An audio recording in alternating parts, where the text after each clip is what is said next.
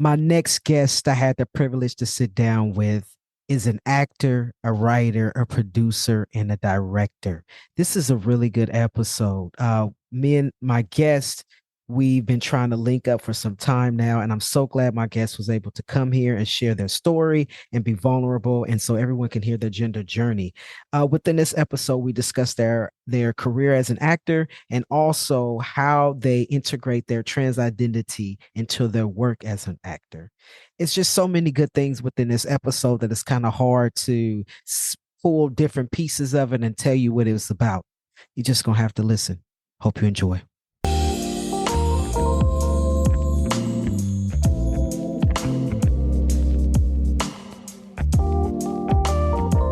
Hello and welcome to Dem Bois Podcast. I'm your host, Shaan Aaron, he, him, his, and I will be your guide throughout this journey on the show. This show is a platform where trans men of color voices will be amplified as we share our stories.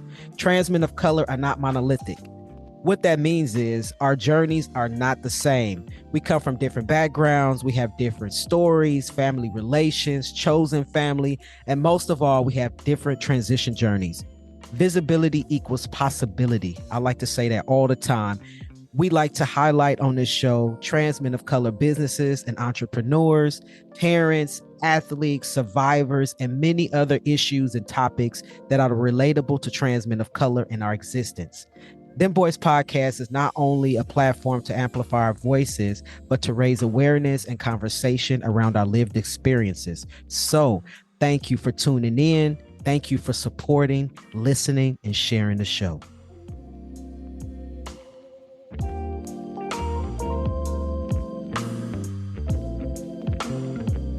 Welcome to Dem Bois Podcast. I'm your host, Shaan Aaron, he, him, his. My next guest is an actor, a writer, a producer, and a director. I'm so glad to have you here. Welcome to the show. Thank you so much, Sean. And my name is also Sean. Nice, Shaan and Shaan. Beautiful. That's right. All right. So, Shaan, would you like to share with us? First, I want to say, where are you located for folks that don't know?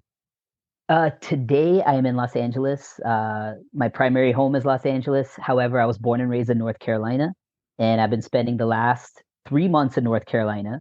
It's so interesting that we're talking today, and I know this podcast is going to come out later, but the actors, I'm part of the actors union. The actors have been on strike, and that started in mid-July.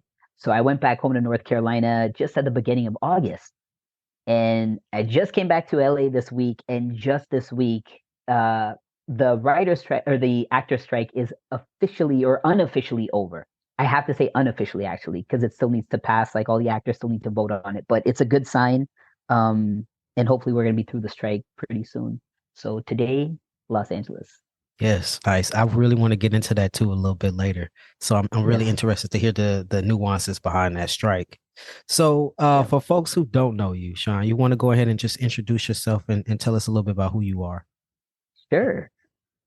So my name is Shaan Dasani. I spelled my name Shaan. It is the Persian spelling for Shan, and it's my chosen name, which means to be proud of who you are. And when I was trying to figure out what name I wanted for myself, it resonated strongly with me. Um, not just from not just from the meaning of it, but also kind of the personal story behind it. We can talk about that in a bit. But so I'm an actor, writer, producer, and director. My background is in film production. I moved out from North Carolina to California. I got into film production. I learned kind of everything behind the scenes of how you make a movie, how you make content. Um, and then after working in production for about 10 years, I got into acting. And that journey lined up with my personal journey of medical transition.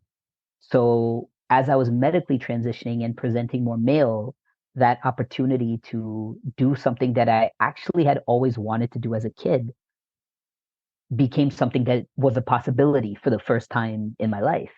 And so I started to pursue acting. I took some kind of initially started doing a little bit of theater work in Los Angeles. And, theater in Los Angeles historically hasn't paid very well, isn't very sustainable as a career path of just doing theater. And So I started training in commercials. I did a couple of commercials, and then I started training with film and TV, more on camera work, and I really enjoyed it.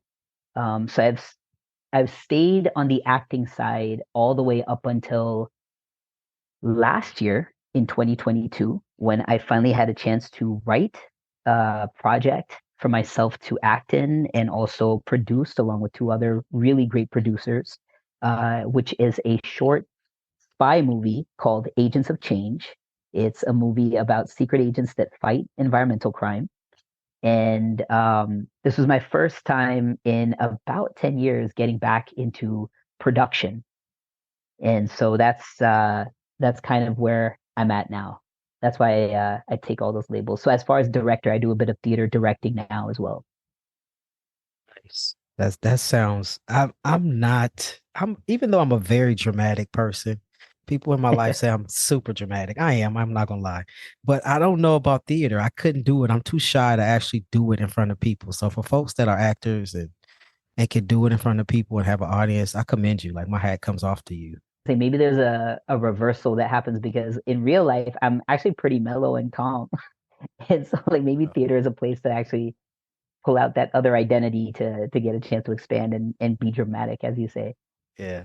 And Yeah. looking at you, folks can't see you, but just looking at you, have an actor's face, right? You think of somebody that's highly attractive and you're like, hey, this is somebody I want to see on the screen portraying a part that I like. And you absolutely have the face. I can say that. Don, I will take that compliment. Thank you so much. I'm not even gonna say anything, but thank you. Yeah, no worries. Let's go back a little bit. When you Yeah. talked about your name. And so I like to ask everybody this. I would like for you to just a little bit more detail of like, how did the name Shaan choose you? Yeah, I love that question.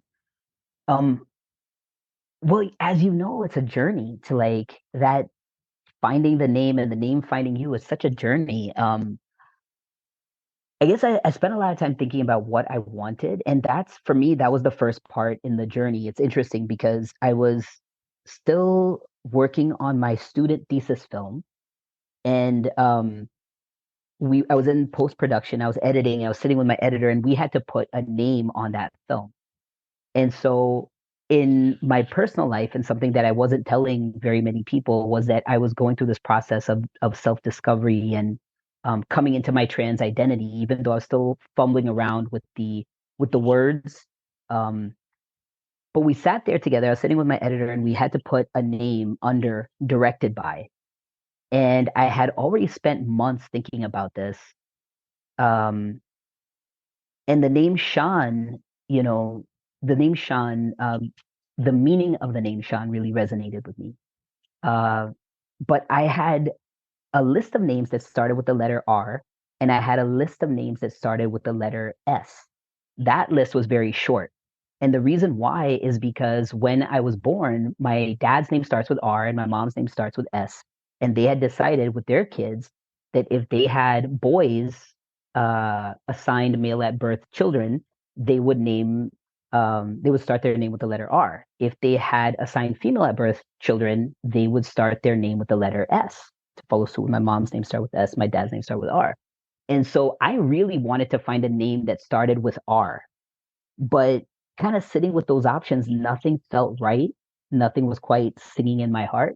Um, but when I heard the name Sean and uh, realized what it meant, it also felt like a way to honor my own personal history, despite despite now like what my parents had, you know what I'm saying, like it felt like a way that I could honor like where I had come from, because I didn't want to step into this new identity and kind of forget that past me ever existed. I think past me really informed who I was and who I was becoming, and that's what I wanted to honor that journey holistically. So I want to ask you then. I know we're going to touch on this because I like to ask folks to tell me about their transition journey. But just speaking, you just mentioned both of your parents, and that takes a lot of conversation. They must have had some wonderful conversation in their relationship to be like, okay, we're gonna do the S's and the R's. Most people don't really. I feel like people don't talk about it in depth of what they want to name their children. But the name that you chose, how does your parents feel about the name that you chose? You know, just a funny story. Like my dad, well, my dad's been, I think it's been a little bit easier for him to be supportive through this process. And my mom has been, it's just been harder for her. And I understand that. There was a moment, so Shaan, you pronounce it Shaan, Shaan, but sometimes she fumbles on the pronunciation. She'll say Sean. And I'm like, I remember, it's just like a reminder to me that like, okay, she's still finding it. This is a few years ago. She's still, getting comfortable with everything. Um, but yeah, I'd say I've had a pretty good, like, it's been a pretty like best case scenario. I'd say I felt love from my family, also knowing they're, my mom and dad, they both grew up in India. This is not something that coming to America and starting a family and building a life, this was just not something that they ever thought they would ever have to deal with or think about. Um, but they have done an incredible job being supportive. My dad is somebody who's always followed his heart in life. He's an entrepreneur. He left India when he was 16. He brought his whole family here eventually. He married the person he wanted to marry. And so he's been a big believer in if something is true for you and maybe nobody else knows it or can feel it, if it's true for you, then you have to follow that and not worry about what other people think. And I felt so blessed that he had that in his own way, in his own journey, that was something that he believed in because that was the way he could support me. He couldn't quite understand and he didn't have the same journey with his gender and gender identity, but he could understand that. And because of that, he helped my mom through it quite a bit. He talked to her and kind of helped create that boundary so that she could go through her part of the journey independent of me. Um, so at this point, I think there's just, it's interesting because there's also this kind of pride in having, maybe it's a cultural thing, but there's this pride that I feel from them in having a son.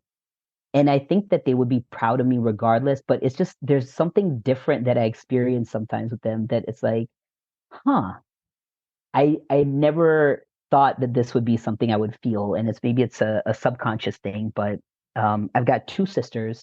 They're both way better people than I am. I will say that. They are the best sisters in the world. I'm the middle child. And I think they both made my parents endlessly proud. Um, and yet there's just that, it's a cultural thing where I feel like something that I wish we would undo as a story in our head as far as like this pride in having a son versus a daughter. I think I see this sometimes in different cultures, in Asian cultures. I'm like, I really shouldn't be that way because I think the best masculine folks learn, I'd say maybe from the women in their life. And maybe that's the best way I can put it. Um, yeah, that makes sense. I don't know if I answered your question, Sean, but No, that's what you we did. That was good. I think people tend to want someone that is similar to themselves. And so mothers tend to want daughters and men tend to want sons because it's something so much similar to themselves. Like, I don't know about all these the nuances about a little girl, but I know, you know what I mean? Just, I think that's kind of like where it comes from. I'm not sure because to me, I wouldn't care as long as my child is healthy and yeah, happy. And that's all I would care about. yeah, So, yeah, but the way people feel about the birth of their child, I don't know. Like, especially in certain cultures, like you mentioned, like Asian cultures, is like, I think it's also being socialized that way, right? Of like how society puts it, that order of who you are and your experiences in life. So parents tend to want their child to have an easier life. And so well, whatever. yeah, I think it's a generational thing too.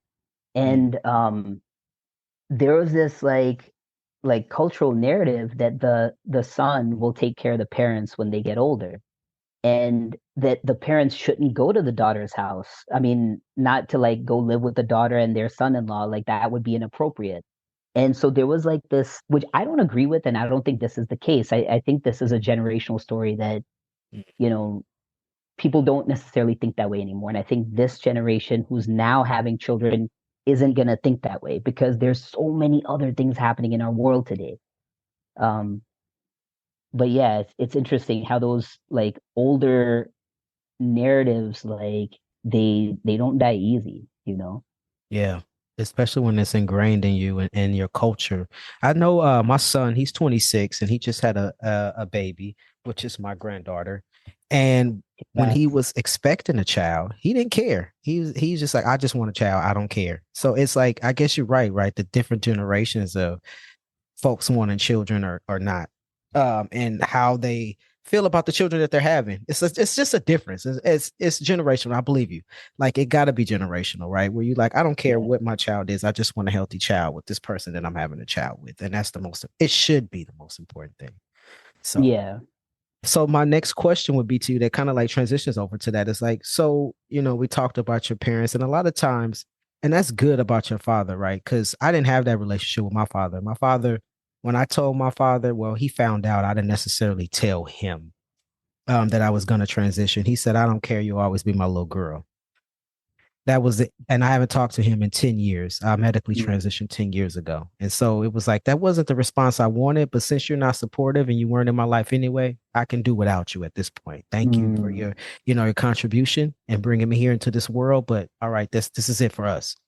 yeah. But I would like to know your transition journey from wherever you feel comfortable starting from up until where you are now.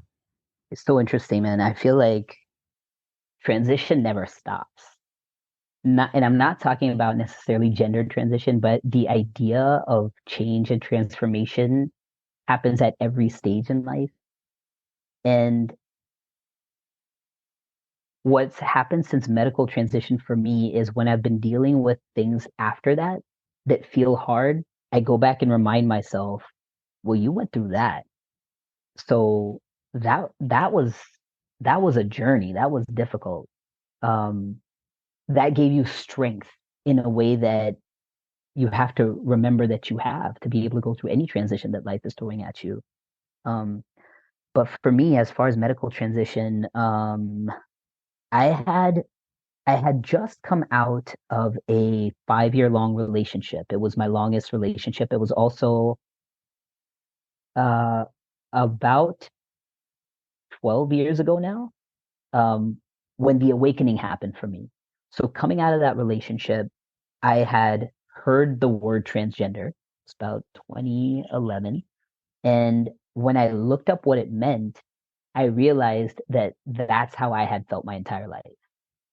And I had heard the word, but it wasn't until I looked it up on Wikipedia, um, that I was like, oh, okay. There's a reason you could never say that you were a lesbian because that never resonated. Anytime I would disclose anything identity to somebody, I would almost always say I like girls. Um, and I never knew how to address my gender identity. I guess I just thought it was all wrapped up in one. Uh, but so I was coming out of this relationship, and for the first time in a long time, feeling like I had the courage to take a look at myself and what I was going through. Um, I was also just coming out of film school. I was working on my thesis film. And so, it's like one of those things where when you kind of open the door to your truth, you can't you can't ignore that. You can't just pretend you didn't see that, So kind of understanding what it meant to be transgender for me, and the more I kind of learned, I was scared because I thought, well, what if you feel you want to or need to medically transition? What does that mean? How are you going to navigate that? Because that's not just going to be something I could, you know, put in a box and live quietly by myself. Like if I was going to medically transition, everyone in my life would know, which means my parents would have to then tell their communities, and how are they going to have those conversations? And so that kind of thing really, honestly, it terrified me. Um, and so I would go through these periods of time where I would just read a little bit, pick up some books, look up some blogs and watch some YouTube videos and learn what I could, get scared and then stop and then just completely like put it out of my head for about a week, 2 weeks, and then it would come back. And I thought, you don't have to do anything. You don't have to make any decisions. You don't have to move in any direction. Just give yourself permission to learn.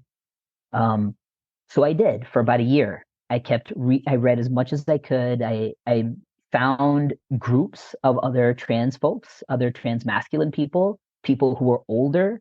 And that was interesting because getting to meet people who now I've been on T for about 10 years, getting to meet people at that time who had been on T for 10 years, 20 years, I was like, wow, I didn't even know. Like we don't know our our ancestors, our elders. We don't know these folks. Um and so it showed me like a possibility that I just didn't think existed for me.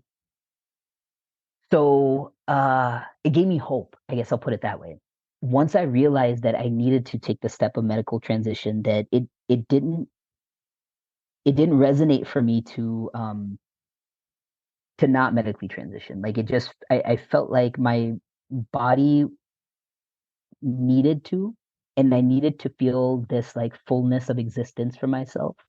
Because I kept thinking about you know, what if you're 50, 60, 70 years old, whatever, and you just never do this? Like, how will you feel? And it felt incomplete. It felt like life would feel incomplete. So I decided to go ahead and move forward. For me, the first thing that I did was actually change my name and start going by a new name before I actually legally changed it. I started going by a new name and the name Shaan, and then also asking people close to me to use he, him pronouns. Um, and uh, and I think the first thing I did with my family, so I couldn't quite explain to them, or I didn't know how to explain to them what I was going through. So when I had to put the directed by credit on that film, and I told my family, hey, I've got this thesis film. It's going to be playing in the festival circuit. And I'm using the name Sean. I kind of told them it was just a Hollywood thing. I was like, you know how people in Hollywood change their name, that's what's happening right now.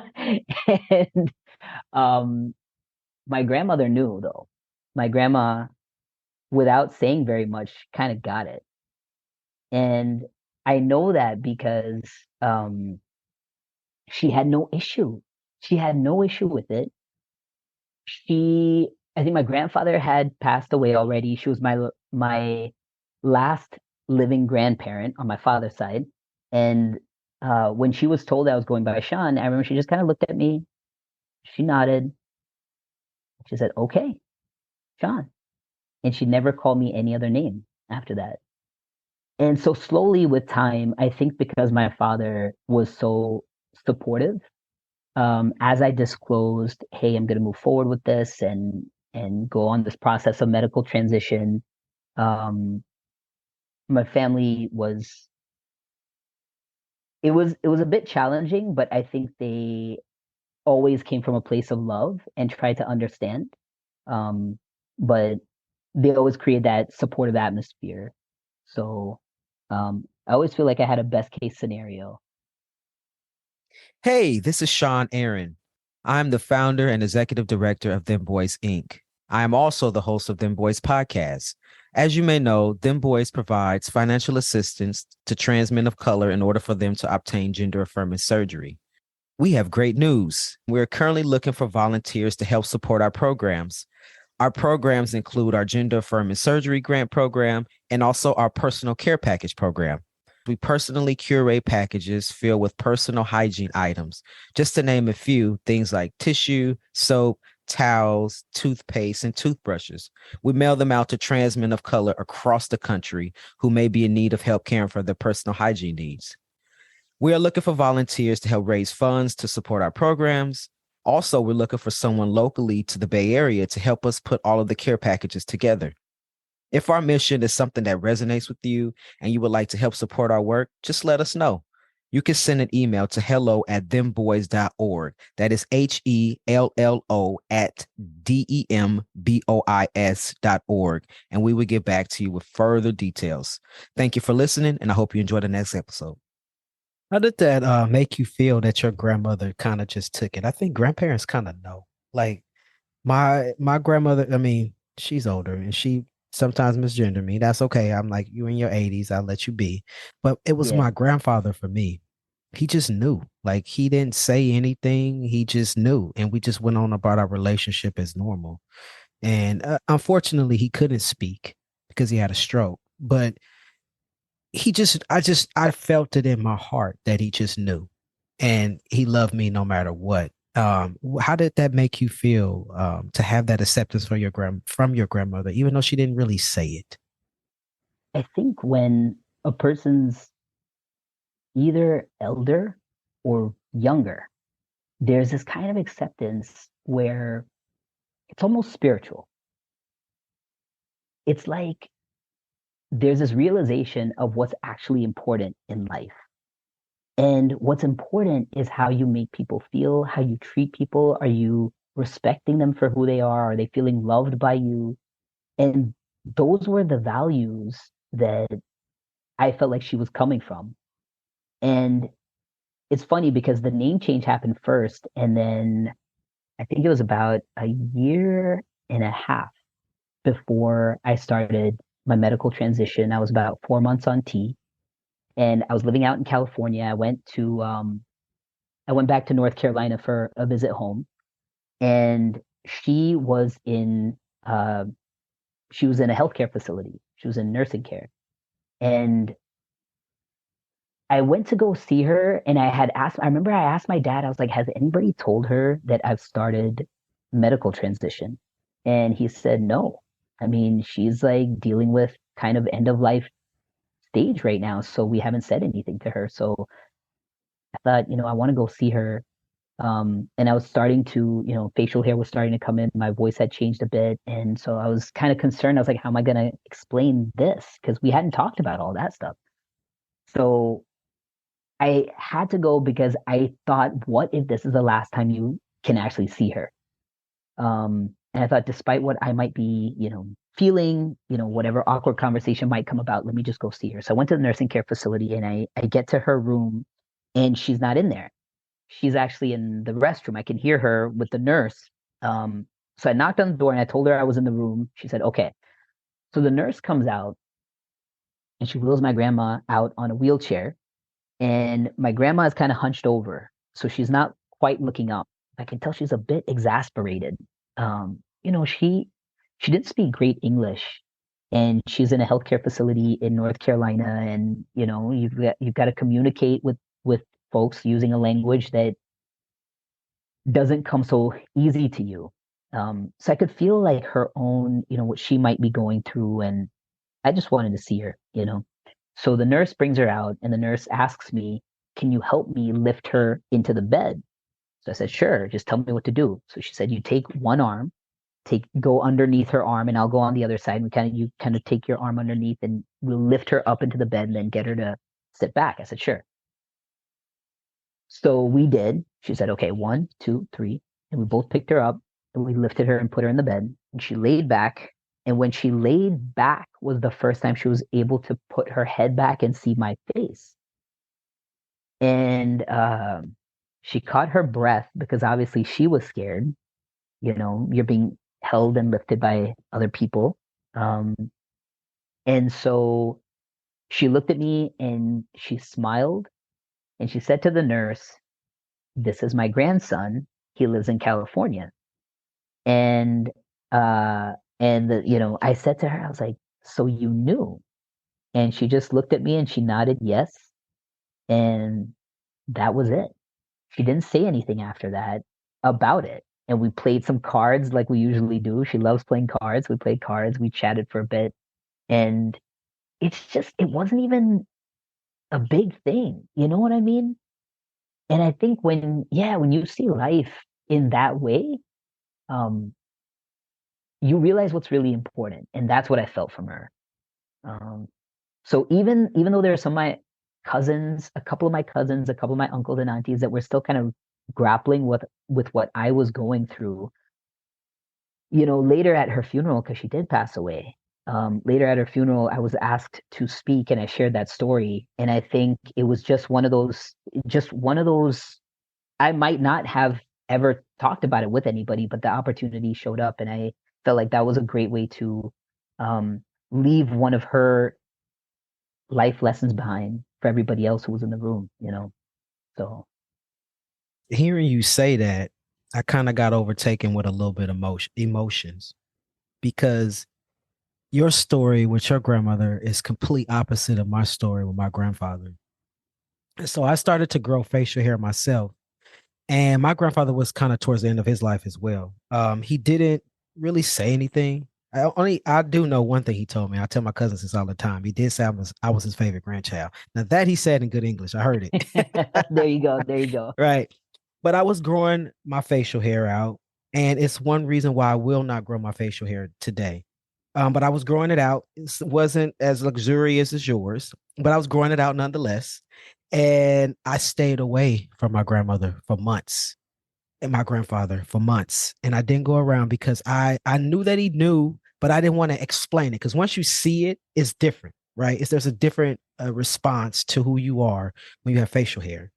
My voice, that don't matter, right? My top surgery, that didn't matter. It was the facial hair to me that's like, okay, now that just solidifies everything in my change. And I love my grandfather, he loves me, and I just want to keep it just as that. I don't want to have no more conversations about it because he's at the end of his life, right? I stayed away, and I was getting ready to go away for a week to a retreat, and everything was just, I was like, oh, I'm gonna go see him before I go, and I never did go to see him. I was like, nah, because I still want to keep my face. I don't want to shave. I left. 3 days later, as I was gone, my grandfather died. Mm. And that weighed so heavy on my heart. Excuse me. And it makes me Mm. emotional now because I cried so hard that I allowed who I was as a person and my beard and my mustache to keep me away from somebody that I love so dearly.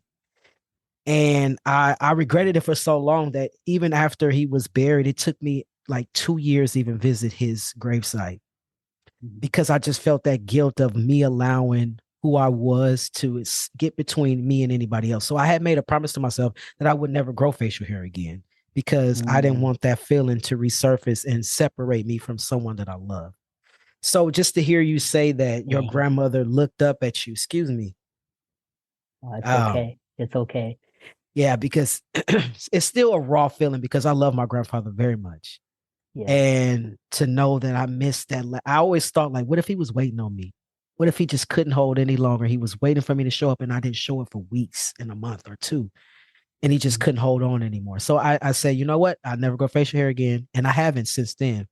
Mm. But to know that somebody like yourself was able to embrace that and have your grandmother look up at you and say, "This is my grandson," before death, that just means something to me. I've come with I've since then I've had closure. He's died what now? Like 5 years ago now, and I've had closure, about that.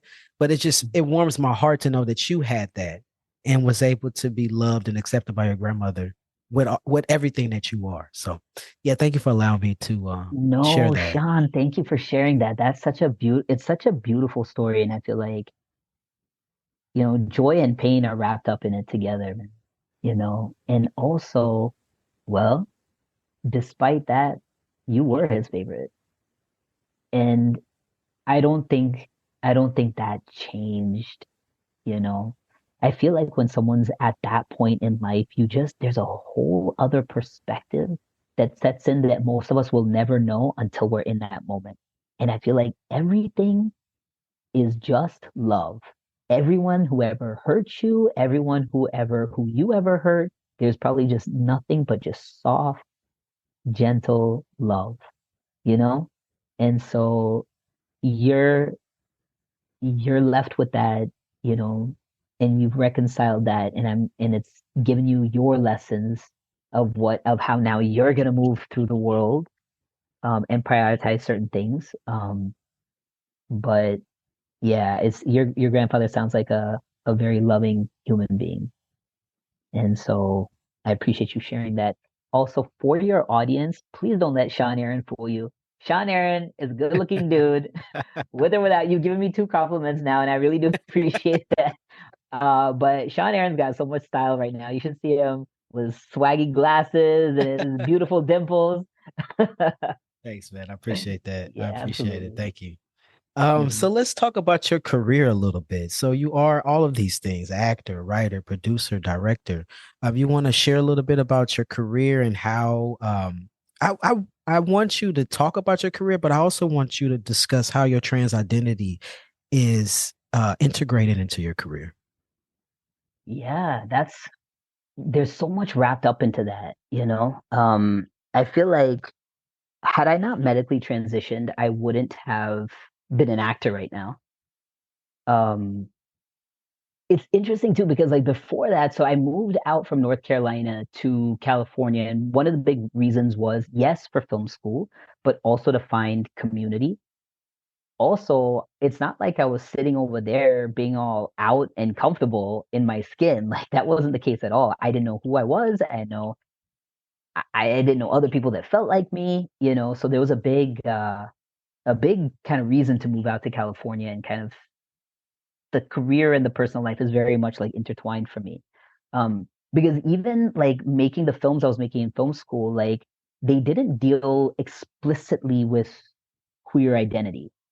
That just wasn't something I was ready to kind of broach in my work. I was dealing with things like, you know, fear of self. I was dealing with identity in other ways that would like themes would show up in my work. I was dealing with family things. But I will say, uh, so I started out in film school. I learned everything behind the scenes production, and I really loved the production world. When you, at least from my experience in school, is I learned the all the technical aspects of making a film. What I didn't learn was how to actually build a career after that. And I think this is a very common experience, especially for something like film, because no two careers look alike. You have all these kids coming out of film school, and everyone's going to have a completely different path of how they're going to build a sustainable career. And I think that's why it's a very hard thing to teach. But I think it would have been nice to have some like, hey, here's some options of how you could go on and have a career. Um, so I came out of school and I was working independent production. You can go the studio route, you can go the independent route. I didn't know how to do the studio route, so I was just independently creating projects and stuff. And I was mostly doing like work as an assistant director or a unit production manager or producing, and I would direct a little bit here and there. Um, so about I mix up my timelines, but I guess it was about 2012, 2013. I was directing a series of dance videos for an app where you can learn this style of dance called Bhangra. And Bhangra is like a Punjabi folk dance out of northern India. It's a very celebratory dance. Um, and I had to create a series of videos, like step-by-step tutorials. So we shot those videos in North Carolina, and then we were editing here in California. So I was working with my editor. My editor is by that point like a good friend of mine, and he was a musician, an editor. He was an actor. He was a photographer. Did a little bit of everything. A cinematographer. And so he was editing these videos. And then I remember one day I came to show up for an edit session. I was like, man, I really want to get into acting. And actually, this was 2014. Um, I had already started T. I was about 4 or 5 months. It was pretty much after that visit with my grandmother. And he said to me, he was like, well, what's stopping you now? And I said, actually, I don't know. And he said, tomorrow when you show up, bring a white shirt, a black shirt, and I'm going to take your headshots. And we're going to post you on this casting site. And I'm going to show you how to self submit for auditions. And I was so grateful that he did that because I didn't know anything about what actors do or how actors get their jobs and you know all that stuff. So he showed me. We posted my profile on a one of the main casting websites called Actors Access, and within a week I had my first audition for a theater show in which the character was about 6 months on testosterone. And it was for something called the Young Playwrights Festival, which happens every summer in Los Angeles. And I went for the audition, and the only people auditioning was me and one other person, and he was a friend of mine. And you have had him on this show, and Who is we get that? mixed up. Okay, let me see if I can give you one or two more clues. He's also South Asian. I know Okay, who you talking that's all. about, but what if You're what like, if I the know him. audience, yeah, what if the audience doesn't know who you talking about? You want to share that name or you want everybody else to Yes, guess yes, too? sure. So this is D'Lo, who's an amazing performance artist, Yes. and also a friend. And he had created music for one of my student films like back in the day. And so I was like, yo, and he was like, yo. And we go into the audition, and I'm like, it's just you and me here. And he was like, yeah, this is 2014. It was kind of before there wasn't a whole lot of trans folks in the acting space at that point. It has changed since then. And I'm very happy to say that. Um, so he goes into the audition first and he comes out and he goes, you got it. And I said, what do you mean? He says, well, this production goes up in June and I am out of town. And I was like, oh, shit, okay. So Wow. I go in there and I do my thing and they're like, hey, cool, you got the part. And I was like, well, there you go then. So I kind of needed that break because I had zero training at that point. But it was a great like first gig because it gave me so much confidence to feel like I could actually do this. Now that's kind of, that is not typical. You don't just throw your profile up online and boom, week later you get an audition and boom, you get the audition. Really doesn't happen. So it's like one of those things that spoiled me a bit. But I got a chance to work with a great director who really nurtured this like young this like inexperienced voice that I had, this like energy that I had. And he really did kind of help shape the performance in a way that I got a chance to find things that I didn't know were there. So from there, I did a couple more theater shows, and that's when I was like, I need to do something that's not just theater because you can actually lose money doing theater in Los Angeles. Yeah, so I started doing commercials. I took commercial acting classes, which is where I found my first commercial agent. What they would do is you would take these classes and then they would do these agent showcases where they would invite a few different agents to come watch you do your little 30-second read on whatever the copy was. And then from there you can set up meetings with the agents if they're interested in you. So I had a couple of meetings, and the first agent that I met with, now I was like, okay, you're a trans person. Your commercial acting coach doesn't know this about you. Your class doesn't know this about you, but you're going to build a relationship with your agent for the long term. In the commercial world, it's not necessarily going to be relevant because it's about the look, but also I didn't have tons of people that I felt like I could talk to about this at the time. It was like 2015 now. Um, but I thought, should you tell your commercial agent in your meeting? Like, should you be telling them in the meetings that you're trans or should you not? And I didn't know, but I do know that my commercial coach, my teacher had said something in class one time that made me hesitate. And the thing that he said was, if you are vegetarian, which I was, don't tell your agent. And I was like, what?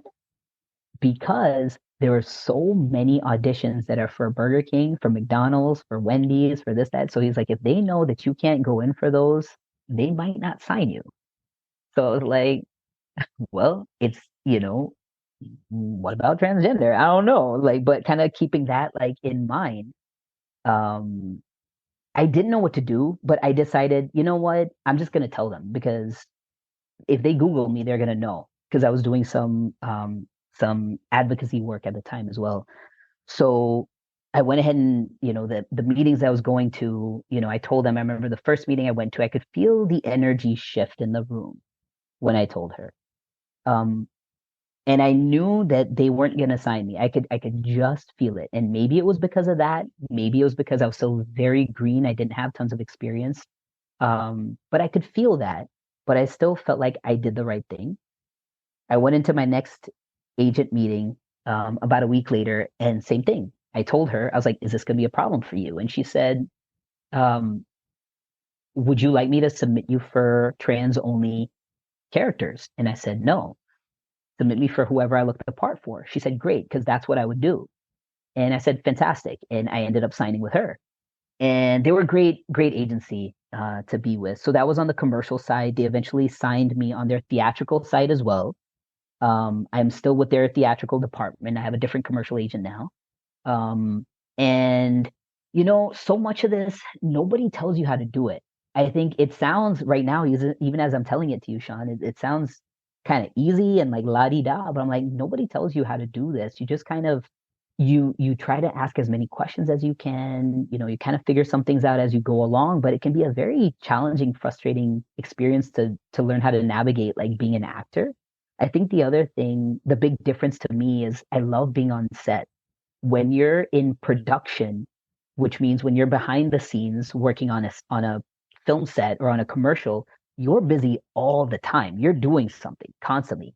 When you're acting, you're waiting a lot of the time, and you get to, when they're ready for you, you better be ready to go. Um, you're also, in essence, you're kind of a product. So as the actor, you have to learn to market yourself, your own self, as you might a product. And that was something I had a lot of disconnect with. Even though before film school, I studied marketing, but I couldn't apply those same things. I always found those things like challenging to apply to myself. Um, so there have been a lot of learning lessons along the way to like figure out how do you navigate uh, a career as an actor. I've had a chance to be a part of some very cool projects. I did a couple of digital series, a show called Razor Tongue, that was created by Rain Valdez, who was Emmy nominated. And this was her show that I got a chance to be a part of back in 2018. Later that year, I got a chance to do this amazing queer comedy series called These Thems. And this was kind of like where I felt like I was starting to find my people. Um, what I mean by that is whatever kind of wherever you land as an actor, it's important to find other performers that you can share not just the actor identity, but also like identities outside of that. And these were both like queer led projects. And I was starting to meet other like queer creatives. That was very important for me in my journey, um, because it led me to finally make the short that I have going right now in the film festival circuit called Agents of Change. And Agents of Change is a spy genre film. Um, I got a chance to work with the people that were involved that I've worked with before and bring them into this project. Um, but also just kind of building community with other folks that I enjoy working with and want to continue working with. Uh, Long-winded answer, and feel free to ask some follow-ups. I think I lost you along the way there. No, of course you didn't lose me, and I love long-windedness because I'm long-winded myself. So I welcome it. I definitely do. Hey, this is Sean Aaron, the host of Dem Bois Podcast. Are you enjoying the podcast so far? Great. I'm glad that you are. Would you consider donating today to help support the continuation of this podcast? As you know, this podcast aims to serve as a platform to highlight and amplify the voices of trans men of color and share our transition stories. The podcast not only aims to amplify trans men of color voices, but it also raises awareness around our lived experiences. You would like to donate? Where can you donate? Great. I'm glad that you asked. Link in our description will take you directly to Network for Good, whom we've partnered with in order to collect donations for the podcast. Or you can visit our website. On the website, click the donate button, and from there, you are able to donate directly to the podcast. All donations are tax deductible. What does the donations go to? Oh, I'm glad that you asked. Your donation will help to support our production costs. We are working with Jasmine from Pink Lady Productions that brings you this awesome content. And also, we pay our guests an honorarium. Pay our guests an honorarium? Yes, we do. Why? Because as trans men of color, we would like to support and uplift each other and honor the time that's given out to come here and share their stories. So if you love this podcast, share and donate. See you on the next episode. Take care.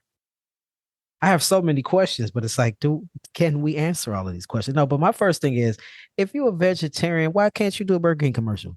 It's all about acting, right? If you're an actor and you play a murderer, you're not really a murderer in real life, right? That's the part of the Yeah, game. I don't get it. If I'm yeah, looking at a yeah. commercial, I'm not expecting this person to be sitting down eating a Burger King burger and fries and drink. No, you taking a bite of it because the point is to convince me to get up out of my house and go buy Burger King. So why Yeah. can't you be a vegetarian and do that? Please explain that to me. It was just one of those things that I feel like I didn't know who I could ask even about it. I was like, should I even tell him I'm a vegetarian? I'm like, I don't know what's going, It's like when you're very new at something and you're also, you're listening to the subject matter experts in this and you're like, you're taking your cues from them. You're like, okay, this is how it is. This is how it is. I think it takes a minute to really say, okay, that's bullshit. I'm gonna do this my way. And people are either gonna, I'm gonna find people that are gonna support that. I'm gonna find people that won't, but I have to do this my way. I have to still live in my authentic experience. And I think this is why I come back to like life is full of transitions, because even then my career was shifting. And I think coming into that, like you can learn from different people that have different experiences that know the acting world, but don't forget who you are as a person in that, because they're gonna all tell you who they want you to be or who they think you are. I mean, if you take like an actor's like branding course, they're gonna tell you based on your look, this is who you are, these are the roles you should play, and those things may or may not feel authentic to you, you know? Like my look, for example, I am um 5'5", and I am South Asian. I'm a brown guy. And so kind of and my voice is a little bit higher. It's not like a deep, deep voice. Um, so I might play comic relief in something, but comedy doesn't come so easy to me. Or I might play like the funny friend character or whatever. It's like those things don't come so easy to me. And I actually kind of enjoy doing like a little bit more substantive, like dramatic roles. Doesn't mean you can't build your comedic muscle. It just means you have to also keep in mind what others tell you, how others might see you, but you can't lose yourself in that to the point where you can't see yourself anymore. So for folks that are listening, what if it's someone that's younger? I'm gonna say younger than us. They say, "Hey, I'm a trans identified and I want to be an actor." Is there Mhm. any advice that you would give someone that's coming up that would like to choose this career? First thing I feel, what I might say is that try to let go of this expectation that you should get opportunities just because you're trans. Because I see that a lot too. And I've also felt that way sometimes. Um, but I think you have to really try to be good. And then once you're good, try to be great. So that means find out where you can actually get better as an actor. Take classes there if you can. If you can't, because classes are expensive, there are books, there are YouTube videos, like a lot of like really cool acting coaches, they'll have videos online, and you can learn as much as you can. So try and be a sponge and learn as much as you can to be good at your craft. Like see yourself as an actor first, but hold your trans identity. Like remember that that's a part of you that also gives you strength. So staying true to yourself, staying true to your trans identity amongst all of the other things of being an actor. Yeah, yeah. You mentioned a few times about had you not transitioned, you wouldn't be in the place that you are today. But you didn't really touch on that. You want to talk about that a little bit more? How do you feel that being a trans masculine person opened up more opportunities for you versus not? Well, I think, you know, I felt like there was this person I was constantly protecting and guarding um, pre-transition.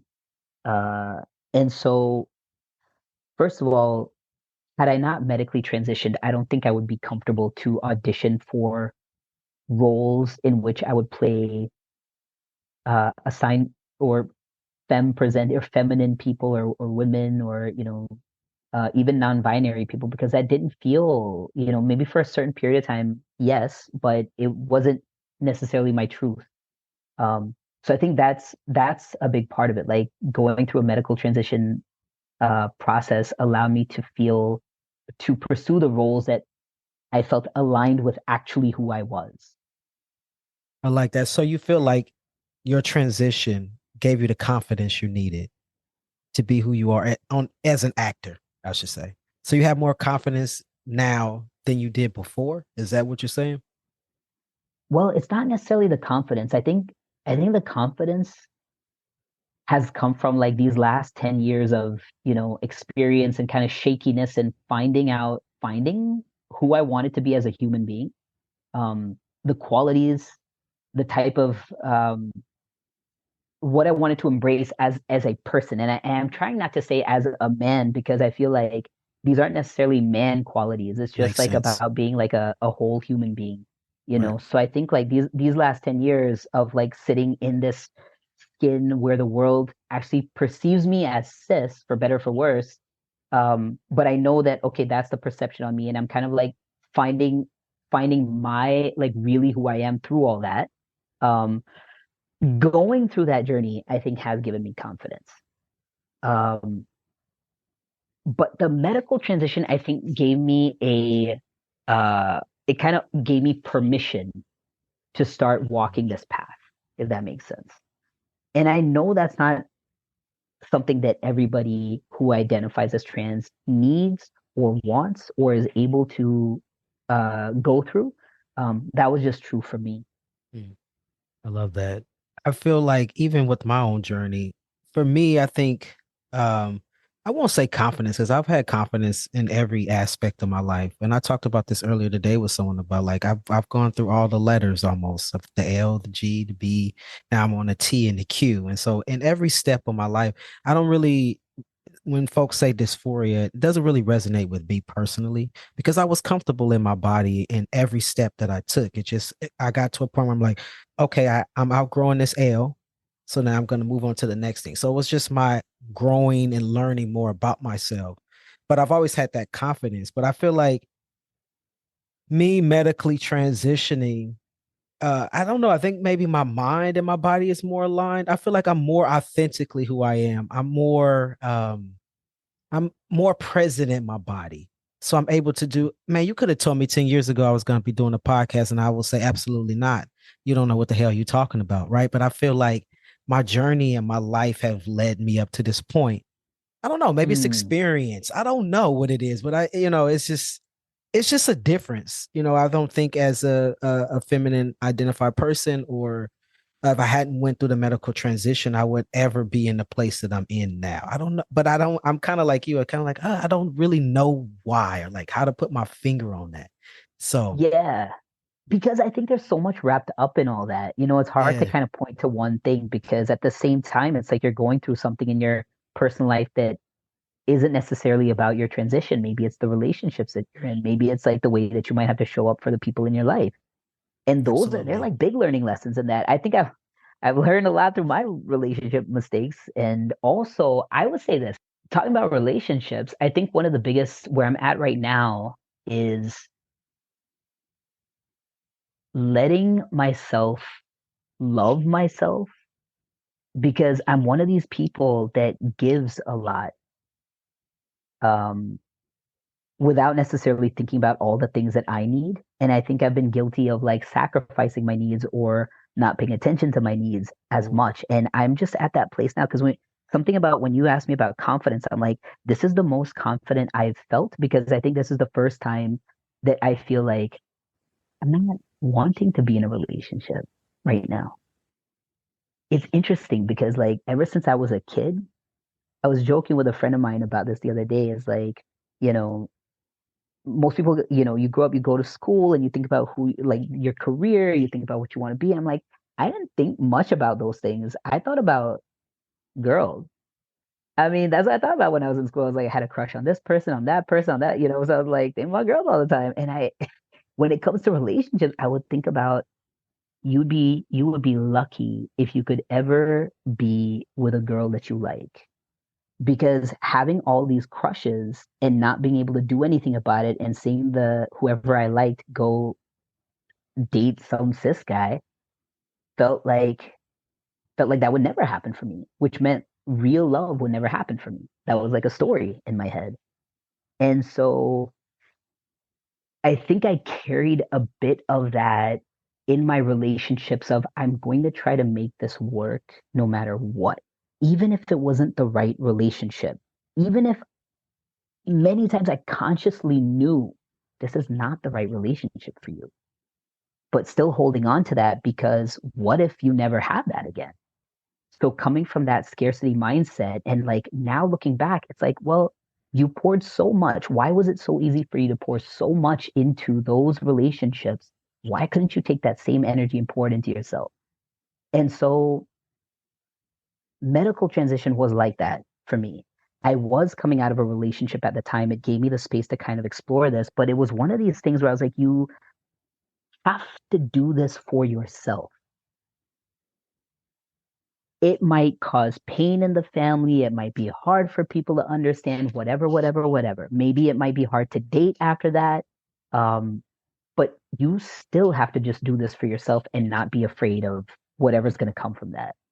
Um, so I am recently newly single again, but I feel, and it was a very healthy breakup. It was probably one of the healthiest breakups I've ever had. And I'm really grateful for that. But I feel for the first time very relaxed in this feeling of being single that I actually have never felt before. So I think I'm sharing this with you because I'm curious, like how many other trans masc folks, trans men of color, feel this way in their relationships. Yeah, I see you raising your hand, man. Yeah, I don't know what that's about. Excuse me. I don't know if it's how we are brought up to be these caring, loving people. I don't know what that's about, but I've always done I felt like you was reading me because in every Mm, relationship, that's how I was. I am going to take care of you to the death, but I don't take care of myself. Like I will mm, literally give you my last dollar to take care of your needs, but I'm over here needing something I could have used with that dollar. yeah. And so I'm also recently single. And I won't say recently, it's been about 2, 3 years almost now that I separated from my wife. But it's like this is the first time in my life that I haven't been with anybody, and I'm okay with that because I'm working on myself, right? I'm doing therapy every week. I'm going to the gym. I'm eating. I mean, I'm able to create my space in my home the way I want it to be, and I don't have to nobody tell me that, hey, you can't put that cup on that counter. You need a cup holder. Fuck you. I could put this cup on this counter because this is my counter. It's your You know what I counter. mean? So it's like those little bitty things like that of like I'm really taking myself in and like learning myself. I never knew myself before, right? I Yeah. never knew until I moved into my own place that I didn't really like cheese. Like I Huh. was in relationships with other folks was like, I gotta put cheese on this. Okay, well, I guess I have cheese, right? But I'm like, I realized when I went grocery shopping when I first got here, why am I buying cheese? I realized I don't even fucking like cheese, right? So it's about learning Yeah. yourself and being comfortable with yourself and being comfortable with being single. So that really resonated with me that you said that. You are giving me so much hope right now because, like, I'm about to say this out loud on your show. I Go have ahead. been, quote, thinking about starting a podcast, Do and it. I haven't given myself permission to do that. And I'm like, well, what's stopping you? Sean Aaron's over here running his podcast, very successful, meeting all kinds of interesting people, having great conversations. Yeah, absolutely. You're living, you're living like your full experience right now, and you're continuing to expand. That's what it's about at the end of the day. Absolutely. And sometimes we can do that in relationships, and sometimes it's like they just take so much out of us that those aren't the right relationships. I think the right relationships are the ones, and I'm talking about even platonic, Mm, are the ones that are going to help you create and expand in the way that you need to. And so I'm kind of right now, I'm like, well, that's not if that's not it, and it's not necessarily because of that person or about that person, sometimes it's just the way that we might be in that yeah. relationship. I Yeah. think it's important to own our accountability in that space because nobody can do that for us. We have to do that, but we have to create that dynamic in our relationships as well. Absolutely. I think one of my things, and I speak about this often in therapy, is I have these habits that I form when I'm in relationships, and I need to learn how to. I really want to unlearn those things, these Hmm. patterns. I want to say not habits, patterns that I have that I tend to get into without thought. It just happens. Once I say I'm in a relationship, boom, boom, boom, all these patterns pop back up, and it's like I'm Hmm. learning to set boundaries. I'm learning what some of these Hmm. patterns are, so I don't even get back into those spaces again. Right. So it's like it's sometimes some people can't do it though, right? Some people don't know how to take that space. Some people need to be in a relationship and they love being in a relationship, and that's okay, right? But if you do have that opportunity to be alone, get to know yourself, get to know who you are Yeah. and what Yeah. your patterns are and what the things are that you need for you, and so that you can go and build more healthier relationships in the present. A So hundred thank you for percent. sharing. Yeah. Yes. Yeah. So this is the part of the show where I like to ask my guest a random question. I This list is constantly growing. And so now I'm on 36 questions. So the questions may or may not have anything to do with what we talked about today. So just pick a number between 1 and 36, and I will read that question off to you. Okay, number 14. Let's do it. Hmm. Number 14 says, what is something you attempted to do, but you stopped because you found it too challenging? Everything. No. Life. Oh man. It's funny because I always used to be like, it's always easy for me to start something. It's very hard to finish. Um, well, I'm gonna kind of answer your question because this it is something that I think shows up over and over again. So the short film, Agents of Change, that I have right now in the film festival circuit was almost that because the idea came to me in like 2017 and we raised money in 2018. We did crowdfunding. Um, and I almost stopped because I was like, the script that we had written at the time was going to be too expensive for the amount of money that we had raised. So I went back to the drawing board and I kept rewriting and rewriting and rewriting. And I was afraid that it would actually never get to a place in the script where the money that was raised was enough to shoot it. So I almost never did it. But I think the thing that kept me going was that feeling of like, you did raise this money and you did ask people, and it's not that they want their money back, because had I not made it, I would have given the money back. And I was like, nobody actually wants their money back. People want you to make this. So you have to go. You have to find a way to keep going and do it. Um, so I did end up finishing that. I think that I'm one of these people that gets lots of ideas. Like, for example, I just talked about starting a podcast. And do it. Hey, I say do it. Yeah. All I right. support you. Do it. We're gonna have another call at some point soon, and I'll be asking you all the ins and outs of Hey, I'm starting a ready for podcast. it. I'm ready for it. Yes. Yeah. I think there are lots of things I could point to because, most of us do have ideas floating around all the time and things that are left unfinished. That's okay. We're creative people. We're gonna get creative inspirations and we're probably gonna think of way more things that we actually have the space and the time to do. That's okay. I'm trying to like forgive that. Like focus on the things that you really can put your energy into and go for those. Um, so I don't know. I could name like maybe 10 things that I said I was gonna do that I did, but I'm actually okay with that, not gonna punish myself about it anymore. I love it. So where can Yeah. folks catch Agents of Change? Where can they watch it? Well, right now we are playing the film festival circuit. We are also, I don't know when this episode is going to come out, but in December we're supposed to be screening at the UN climate conference that's happening in Dubai. Um, so it's going to be playing there, and then early next year it releases on Open Television, which is a fantastic Chicago-based media company led by queer people of color, and they have a streaming platform. I think it's just the OTV app. You can download it on your phone or your device. So it's going to be coming out on that in February, I believe, and then it's not exclusive on that app, and we may also release it online somewhere. But right now, it's just playing the festival circuits. I'd say after February, you could probably catch it on OTV. And if folks want to follow, it's at Agents of Change Movie on Instagram, and mine is at Shaan Dasani on Instagram. Yep. Cool. We'll be sure to put that in the links in the description so folks can connect with you, folks can watch the film, all of that stuff. So are Thank you. there any last words that you would like to say to folks that's listening before we head out of here?